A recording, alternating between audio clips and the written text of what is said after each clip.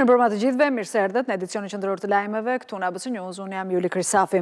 Qeveria do të falë borxhet tatimore dhe doganore më të vjetra se 10 vite, si dhe kamatvonesat për sigurimet shoqërore dhe shëndetësore. Paqja fiskale e vendosur nga qeveria për bizneset parashikon që nga viti i ardhshëm falet edhe gjysma e borxheve për periudha para 5 deri në 10 vjet. Paqja fiskale përfshin një marrëveshje të bizneseve me organet tatimore për parapagimin e taksave në këmbim të moskryerjes së kontrolleve tatimore. Të gjitha borxhet tatimore dhe doganore të sipërmarrjes më të hershme se 10 vite do të falen. Sipas relacionit projekt buxhetit parashikohet që nga kjo falje mund të përfitojnë mbi 200.000 tatim pagues, ndërsa efekti në buxhet vlerësohet 3.7 miliard lek. Kryeministri Edi Rama deklaroi se paqja fiskale parashikon rritjen e bashkëpunimit midis administratës tatimore dhe biznesit. Sipas kreut të qeverisë do të fshihen të gjitha detyrimet e regjistruara në llogaritë e subjekteve. Do të mbyllim çështjet e vjetra pikërisht për t'i dhënë krah këtij besimi dhe për të forcuar këtë bashkëpunim. Po si do mbyllen çështjet e vjetra? Procesi do realizohet në 2 forma kryesore. Spari do të ofrohet një falje për të gjithë sipërmarrjet me detyrime të prapambetura. Si do të jetë kjo falje? A. Fshirje plot e detyrimeve tatimore të papaguara që i përkasin periudhave më të hershme se 10 vite, të regjistruara në llogaritë tatimore të subjekteve. Kreu i qeverisë deklaroi se parashikohet edhe një falje e pjesshme e borxheve të krijuara nga viti 2015 deri në vitin 2019, por me kusht që të paguhet gjysma e tyre brenda qershorit të vitit të ardhshëm. Fshirje 50% e detyrimeve për periudhat 5 deri në 10 vite, nëse shuma e mbetur paguhet një herësh brenda një afati të përcaktuar, së bashku me fshirjen e gjobave dhe të interesave. C. Fshirje 25% e detyrimeve për të njëjtën periudhë 5 deri në 10 vite, nëse shumat paguhen me këste brenda një viti, gjithashtu edhe kjo me fshirje të gjobave dhe të interesave. D. Fshirje e gjobave dhe e kamatvonesave për periudhat 1 deri në 5 vite, me kusht që të paguhet i plot tatimi, tarifa ose kontributi i të njëjtës periudhë. Ndërkohë, një tjetër element i paqes fiskale përfshin edhe rivendosjen e një marrëdhënieje të re të biznesit të madh me tatimet për parapagimin e taksave në këmbim të moskryerjes së kontrolleve nga administrata tatimore. Projekt buxheti i vitit ardhshëm do të jap më shumë para për përfundimin e projekteve të nisura në infrastrukturë, ndërsa në total fondi për investimet publike parashikohet gati 180 miliard lek. Disa nga projektet kryesore në infrastrukturë janë zgjerimi i autostradës Tiranë-Durrës, rikonstruksioni i rrugës së vjetër kombinat Ndrojç-Plepa, si dhe një sër projektesh të tjera rrugore. Paralelisht do të vijojë puna për ndërtimin dhe rehabilitimin e linjave hekurudhore. 179.6 miliard lek ose 1.8 miliard euro është fondi i parashikuar për realizimin e investimeve publike gjatë vitit të ardhshëm. Sipas projekt buxhetit për vitin 2026, investimet publike janë planifikuar në masën 6.5% e prodhimit të brendshëm bruto, duke përfshirë këtu edhe 6.8 miliard lek financime të pritshme mbi bazë projektesh nga plani i rritjes me Bashkimin Evropian. Në planifikimin e investimeve për vitin 2026 janë mbajtur në konsiderat të gjitha detyrimet kontraktuale për projektet e investimeve me financim të huaj dhe të brendshëm dhe do të kemë përparësi financimi i projekteve në vazhdim. Më konkretisht, do të mbështeten nga buxheti i shtetit zgjerimi i autostradës Tiranë-Durrës. Ky është një ndër segmentet më të rëndësishëm për lëvizjen e automjeteve në Shqipëri dhe në draft buxhet parashikohen fonde për ndërhyrje për të dyja fazat. Po ashtu, një tjetër segment rrugor i rëndësishëm ku parashikohet që të vijojnë punimet është edhe rikonstruksioni i rrugës së vjetër kombinat Ndrojç-Plepa me vlerë mbi 204 milion lek. Gjatë vitit të ardhshëm në projekt buxhet parashikohet edhe zgjerimi i rrugës Elbasan-Qafthan, Elbasan-Lekaj dhe Berat-Ballaban, ndërsa vëmendje do t'i kushtohet edhe mirëmbajtjes së 3522 kilometrave rrugë në të gjithë territorin. Paralelisht do të vijojë puna për ndërtimin dhe rehabilitimin e linjave hekurudhore, midis të cilave përmendim linjën hekurudhore Durrës, terminali pasagjerëve Tiranë dhe ndërtimi i linjës hekurudhore Tiranë-Rinas, rehabilitimi i linjës hekurudhore Vorrha-Nihotit, si dhe linja Durrës-Rogozhin. Sipas draftit, projekt buxheti 2026 do të jetë rreth 9 miliardë euro ose 6.8% më i lartë se ai i vitit aktual. Një ditë pas imblodhi emrat kryesor të Tiranës nga Partia Socialiste dhe i kërkoi të vazhdonin fushatën në kryeqytet, kryeministri Edi Rama ka kritikuar sërish ashpër vendimin e kushtetueses për rikthimin në detyrë të Erion Veliajt si kryebashkiak. Pa përmendur emrin e tij, Rama ka quajtur vendimin lajmin më të keq për kryeqytetin, që sipas kryeministrit është lënë kështu në mëshirë të fatit. Deklarata e kryesocialistit vjen 2 ditë para së dielës së zgjedhjeve të pjesshme për kryetarbashkie në 5 qytete të vendit. Të dielën qytetarët e 5 bashkive do të shkojnë në zgjedhje të parakoshme, por syt mbeten nga Tirana. Kryeministri Edi Rama kritikoi sërish ashpër vendimin e gjykatës kushtetuese, që la në detyrë Erion Veliajin dhe privoi kryeqytetasit nga zgjedhja e të parit të tyre.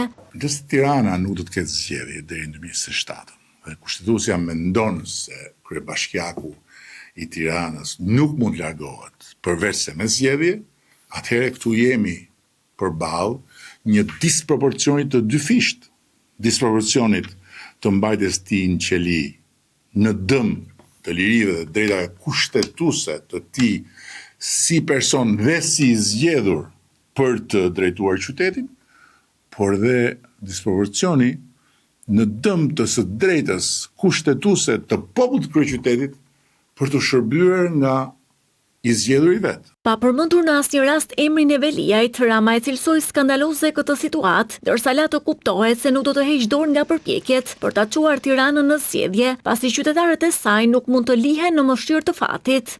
Tirana nuk mund të jetë një trup pa kokë. Kryeqyteti i Shqipërisë ka nevojë për të zgjedhurin e vet mbi krye. Kështu që kush ka në dorë ndihmoj në zgjidhjen e këtij ngërçi absurd, duhet kujtohet. Kryeqyteti nuk mund të trajtohet si jetim për vite me radhë. Ky është një skandal. Këto deklarata Rama i bëri 2 ditë përpara zgjedhjeve të pjesshme të 9 nëntorit. Rama nuk zbriti vetë në terren, por porosit kandidatëve të Vlorës, Beratit, Tepelenës, Matit dhe Cërrikut. Zgjodhi t'ia jepte live në podcastin e kësaj të premteje. Qytetarët e bashkive të jenë shumë vëmendshëm që ta ndajnë në dysh trurin qytet dhe fshat. Dhe jo ta anojnë gjatë gjithë kohës nga qyteti. Natyrisht qyteti shumë i rëndësishëm etj, por duhet të mbajnë duhet ta mbajnë një pjesë të 50% të vëmendjes nga fshati. Ndërsa kandidatët i dhanë parashikimet e tyre për betejën e së dielës. Unë shpresoj që të marrë 80% të votave. Po rreth 83% besoj. 83, as 2, as 4. 83, Ta shikojmë, po ti sa do marrë? unë po të regojmë pak më konservativ, 75. 65? Ti isha në vend 18 janë të do të thosha 51%. Po ti sa do marrë? Thash që do ta mbullim gjithsesi Tepelenën, por ja të po qëndroj 70+1. Ndërsa kryeministri nuk la pa ironizuar edhe kundërshtarët politik. Një parti që ka siklet i vëri fytyrën e vet një sfide dhe përdor fytyrat e tjerëve, në ndërkohë këta që ja japin fytyrën borxh asaj partie dhe bëjnë sikur janë të pavarur, po edhe këta bëjnë sikur e mbështesin po se duan, ndërkohë që është halli i madh. Me njerë pas kritikës ashpër të Edi Ramës ndaj vendimit të gjykatës kushtetuese që ktheu Erion Veliaj në detyrë, kësaj radhe ka reaguar vetë Veliaj nga paraburgimi. Ai thotë se gjykata foli e tani të tjerë duhet ta heshtin pasi, siç thot ai, ky ishte një vendim pro demokracisë. Megjithse le të kuptoj se ky nuk ishte një reagim ndaj Ramës, në fjalit e fundit Veliaj nënvizon se do të bëjë ç'është e mundur që të drejtojë Tiranën edhe në kushtet e paraburgimit ku ndodhet prej 9 muajsh. Një javë feshtje, këtë të premte Erion Veliaj reagoi për vendimin e gjykatës kushtetuese, që e riktheu atë në detyrën e kryebashkiakut të Tiranës. Reagim që erdhi dhe pas kritikës së ashpër të kryeministrit Rama. Nga qelia e paraburgimit në Durrës, Velia i thotë se drejtësia u vendos dhe se të tjerët duhet të heshtin. Vendimi i gjykatës kushtetuese nuk ishte një vendim për të më kthyer mandatin mua, por për t'u kthyer atyre që u përket, popullit të Tiranës. Në vim, kryebashkiaku i rikthyer në detyrë shton se vendimi i kushtetueses është për demokracinë dhe ligjin dhe se mandati i kryebashkiakëve u takon qytetarëve. Ky nuk është një vendim për një njeri, por për demokracinë shqiptare, për votën e lirë dhe për çdo qytetar që beson se pushteti buron nga populli dhe i përket atij. Gjykata kushtetuese rivendosi jo thjesht një mandat, por dinjitetin e ligjit dhe besimin se shteti ka ende busull, e drejta mund të vonojë, por nuk haron. Edhe pse Velia i nuk e përmend kryeministrin Rama, në mbylljen e reagimit të tij, nënvizoi se do të bëjë çfarë të jetë mundur, që ai të ushtrojë mandatin e tij dhe të drejtojë Tiranën edhe në kushtet e paraburgimit ku ndodhet prej 9 muajsh. Kryeministri ndërkohë këtë të premte tha se kryeqyteti shqiptarëve ka nevojë për të zgjedhurin e vet. Se në çdo proces zgjedhor, policia e shtetit ka hartuar një plan për sigurinë e objekteve zgjedhore. Godinat ku janë vendosur KZZ dhe qendrat e votimit në 5 bashkitë ku të dielën do të ketë zgjedhje merren në ruajtje nga policia. Në kuadër të procesit zgjedhor më 9 nëntor, policia e shtetit ka hartuar një plan masash për ruajtjen e objekteve zgjedhore, si dhe shoqërimin e materialeve nëpër qendrat e votimit, e më pas drejt qendrave të numërimit. Në 5 bashkitë ku do të zhvillohen zgjedhjet, përkatësisht në Vlorë, Tepelen, Corrik, Berat dhe Mat, policia e shtetit ka marrë në ruajtje 9 objekte zgjedhore, ku janë vendosur komisionet e KZAZ-ve dhe ditën e shtunë do të marrë në ruajtje 473 objekte që do të shërbejnë si qendra votimi.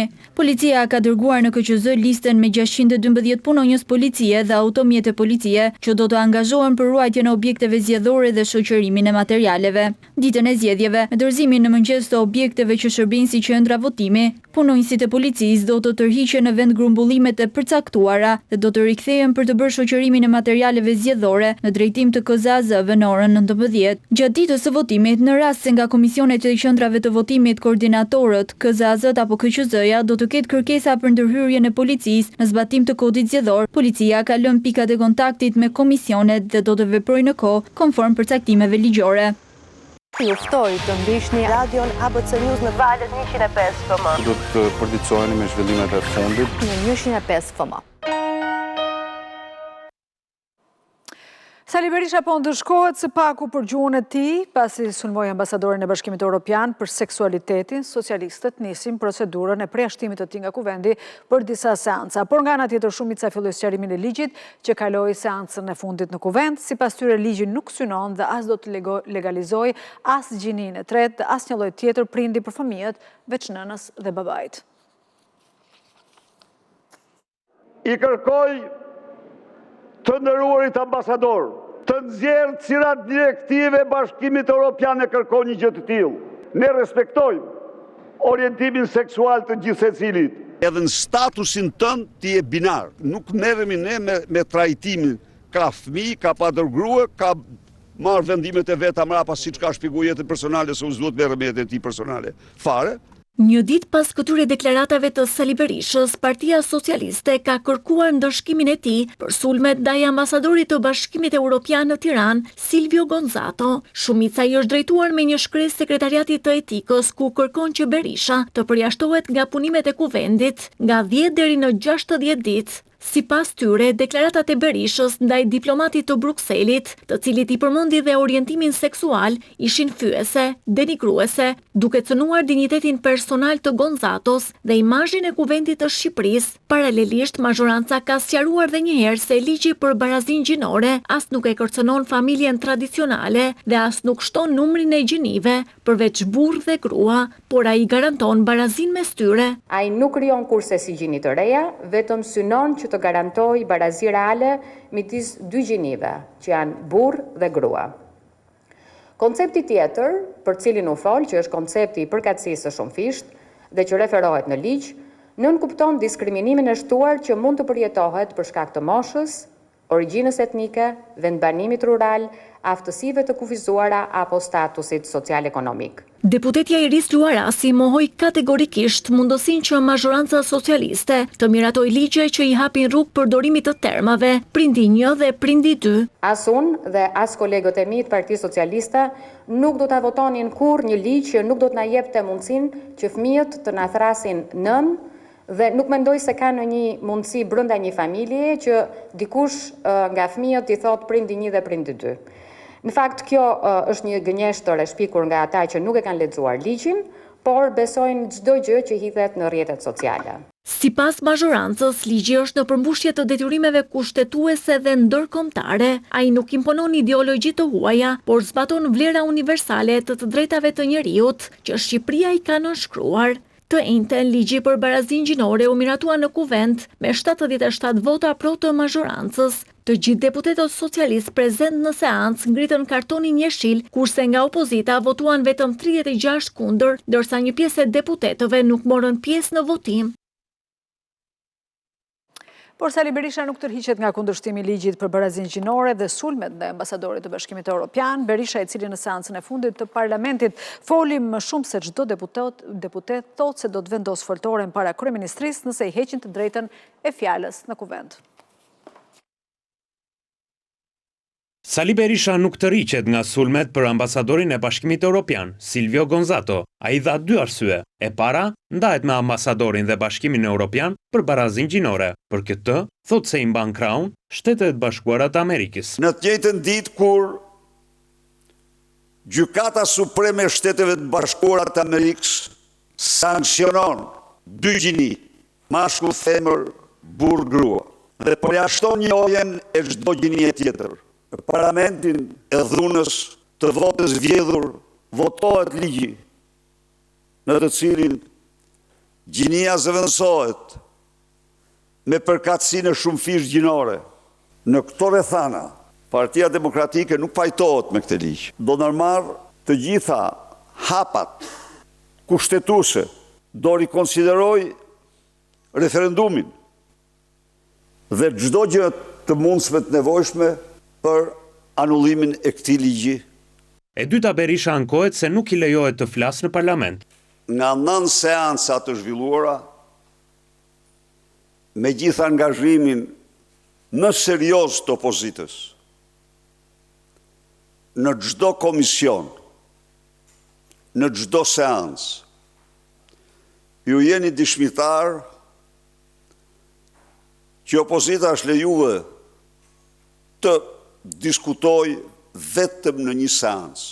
Por doktori të njëjtën parlament foli më shumë nga kushdo tjetër, 7 herë në foltore dhe në total 45 minuta. Duke nuatur përjashtimin deri në 2 muaj nga parlamenti, ai ka gjetur një zgjidhje popullore. Foltoren do e marrë me vete, e do mbaj fjalime para qeverisë. Aty minutazhin mund ta caktoj vetë. Do i sugjeroj grupit parlamentar dhe partisë që opozita të hap platformën parlamentare para ndërtesës së Këshillit Ministrave. Dhe aty deputetët e opozitës, qytetarët, të paraqesin në fjalët e tyre, në fjalimet e tyre, të gjitha mendimet, propozimet, denoncimet. Të dielën janë zgjedhjet e pjesshme lokale, por Berisha nuk e ka më mendjen tek të pavarurit. Pas një fundjavë me shi, ai do duhet të rinisë javën sërish në Tiranë, po me shi. Tani jam në prag të zgjedhjeve, por ti i din konsideratën e mia për regjimin. Një regjim që spranon votë të lirë është një regjim që do të rëzohet sa më parë. Dhe shpejti do komunikojmë para jush protestën e parë kombëtare dhe pastaj në vazhdim. Prokuroria e posaçme ka përfunduar hetimet dhe ka dërguar për gjykim 3 persona për shitblerje votash në qarkun Lezhë gjatë fushatës elektorale për zgjedhjet parlamentare të datës 11 maj 2025. Sipas SPAK-ut, bashkëpunim me njëri tjetrin, Gersi Kaçorri, Besnik Uka dhe Artur Jahja u kanë premtuar dhe u kanë dhënë para disa zgjedhësve të Bashkisë Kurbin në këmbim të votimit në mbështetje të Partisë Socialiste. SPAK e akuzon Gersi Kaçorrin për korrupsion aktiv në zgjedhje, ndërsa Besnik Ukën dhe Artur Jahjan për korrupsion pasiv. SPAK ka mundur të provojë përfshirjen e këtyre personave në shitblerjen e votave nëpërmjet përgjimeve dhe vëzhgimeve në terren. Aida Hajna, ish drejtuesja e Byros Kombëtare të Hetimit, kërkon rikthimin në pozicion drejtues në Policinë e Shtetit pas mbarimit të mandatit në SPAK, ndërsa ligji parashikon konkurs për këto pozicione. Hajna i kërkon gjykatës administrative të shprehët edhe për pezullimin e rekursit e konkursit deri në vendimin e kësaj gjykate. Ish-drejtuesja e Byros Kombëtare të Hetimit Aida Hajna i ka paditur në gjykatin administrative procesin e garës për drejtor departamentesh në Policinë e Shtetit. Ajo kërkon që të rikthehet në polici si zëvendës drejtoreshe përgjithshme ose drejtoresh departamenti, por me ndryshimet e fundit që janë bërë në ligj, çdo drejtues që synon të marrë një pozicion të tillë duhet të futet në garë në mënyrë që të marrë detyrën. Gara për drejtor departamentesh në Policinë e Shtetit u hap në muajin tetor, ndërsa faza e aplikimeve do të qëndrojë e hapur deri në datën 11 nëntor të këtij viti. Por pavarësisht kësaj, Aida Hajna nuk është bërë pjesë e garës, por kërkon që ky konkurs të pezullohet derisa të shprehet gjykata administrative. Seanca për këtë çështje pritet të mbahet me 11 nëntor në gjykatën administrative afat ky, ku parashikohet të mbyllet edhe faza aplikimit për konkursin e polici për drejtor departamentesh. Hajna ka drejtuar Byron Kombëtare të Hetimit për 5 vite, ndërsa mandati i saj përfundoi në 1 shtator të këtij viti. Edhe pse ka të drejtë rikandidimi, Hajna nuk u përfshi në garën për kreun e Byros Kombëtare të Hetimit. Gjykata e lartë prishi dënimin e dhënë në mungesë me 15 vite burg për Domart Konjarin dhe riktheu çështjen për rishurtim në apelin e posaçëm. Konjari akuzohet për pjesëmarrje në organizatë kriminale, trafik droge nga Amerika Latine dhe pastrim parash. Në një tjetër çështje, ai akuzohet si porositës i vrasjes së Devi Kasmit në janar të vitit 2018 në Tiranë.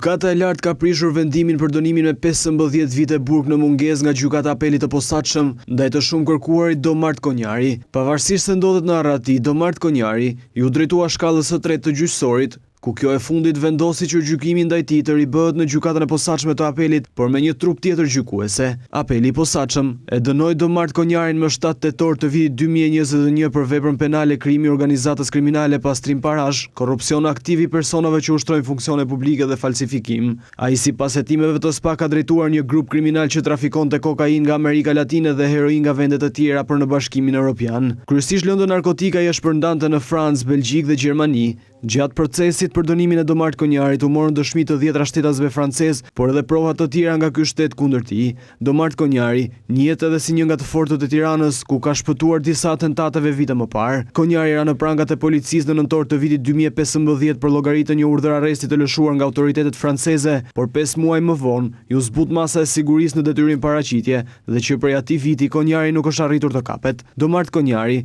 është në kërkim edhe për ekzekutimin e Devi Kasmit në kryeqytet. Hetuesit kanë dyshime se Konjari dhe Kasmi drejtonin një rrjet të trafikut të kokainës në Spanjë, por konflikti i nisur për pazaret e drogës përfundoi me vrasjen e Devi Kasmit. Gjatë fundjavës priten rreshje shiu dhe në disa zona ka rrezik për mbytjesh, ndërsa në lartësitë 1000 metra meteorologët parashikojnë rreshje dëbore, në të gjithë vendin temperaturat do të ulen. Rreshje shiu dhe bore parashikohet të përfshin vendin në fundjavë. Bor pritet në verilindje në lartësitë mbi 1000 metra mbi nivelin e detit, ndërsa rreshje shiu deri intensive, shoqëruar me shtrëngata, parashikohet në 5 qarqe. Shkodra, Lezhë, Durrësi, Vlora dhe Gjirokastra. Në këtë qarqe presim që rreshjet të jenë mesatare dhe lokalisht shkojnë intensive, të shoqëruara me shtrëngata, ndërsa në pjesën tjetër të qarqeve presim që rreshjet të jenë mesatare. Problematika nga intensiteti i shtuar i rreshjeve mund të shfaqet në dy qarqet e jugut, në Vlorë dhe Gjirokastër. Me intensitete më të shtuara janë kryesisht përgjatë mesnatës së sotme apo mëngjesit të nesërm. Dita e diel presim që të kemi rreshje të dobta, pothuajse në të gjitha qarqet. Temperaturat parashikohet të bien gradualisht duke nisur nga shtuna, ndërsa era pritet të fryjë mesatare deri intensive në Bregdet, ku do të gjenerojë dhe dallgëzim në det. Presim që përgjatë ditës së nesërme të kemi një rënje të lehtë prej 2 gradësh dhe do të jetë dita e diel që do të shënoj sërish një rënje tjetër prej 1 apo 2 gradësh në vlerat minimale, pra apo ndryshe e thënë në temperaturat e natës. Mëngjesi i nesërm presim që temperaturat në Bregdet të shënojnë minimalet 15 dhe maksimalet shkojnë deri në 16, ndërsa në zonat e ulta presim që temperaturat minimale të shënojnë 14 dhe ato maksimale deri në 18, ndërsa në zonat malore presim që temperaturat minimale të shënojnë 8 gradë dhe ato maksimale deri në 13. Temperaturat parashikohet të qëndrojnë në të njëjtat vlera dhe javën që vjen, ndërsa rreshjet pritet të largohen nga i gjithë territori pas ditën e të martës, kur sipas meteorologëve do të mbizotrojë moti kthjellët. Sheshi dollarit me Genda Dobrën vjen pas pak në orën 20, ndërkohë klikoni në abcnews.al për çdo informacion të fundit dhe na ndiqni në Radio ABC 105 FM. Bashkëmirupafshim të në orën 19 si gjithmonë.